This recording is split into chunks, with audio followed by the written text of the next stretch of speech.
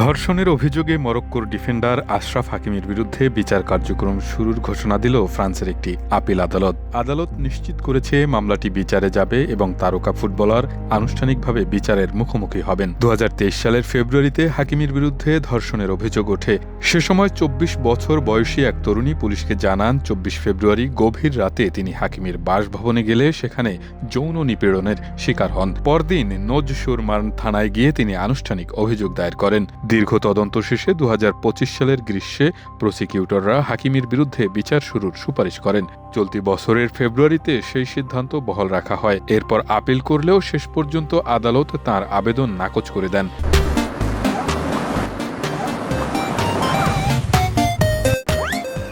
ফলে আগামী কয়েক মাসের মধ্যেই মামলাটির বিচার শুরু হওয়ার সম্ভাবনা রয়েছে। তবে শুরু থেকেই নিজের বিরুদ্ধে আনা অভিযোগ অস্বীকার করে আসছেন হাকিমি। আপিল খারিজ হওয়ার পর সামাজিক যোগাযোগ মাধ্যম এক্সে দেওয়া এক বার্তায় বিচার প্রক্রিয়া নিয়ে হতাশা প্রকাশ করেছেন তিনি। হাকিমি বলছেন, বিচার ব্যবস্থা চোখের দিকে তাকিয়ে বলছে, তুমি যদি বিখ্যাত না হতে তাহলে এই মামলাই হতো না। আমি বছরের পর বছর নীরব থেকেছি, ভেবেছিলাম মর্যাদা বজায় রাখব, ধৈর্য ধরব এবং বিচার ব্যবস্থার উপর আস্থা রাখলে সঠিক সিদ্ধান্তই আসবে।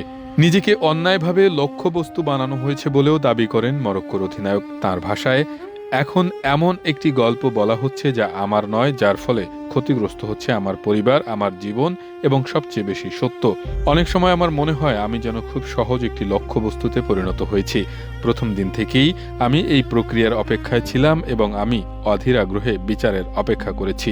বর্তমানে মরক্কোর হয়ে বিশ্বকাপ নিয়ে ব্যস্ত সময় পার করছেন হাকিমি। মাঠের লড়াইয়ের পাশাপাশি এবার তিনি মুখোমুখি হচ্ছেন আদালতের লড়াইয়েও।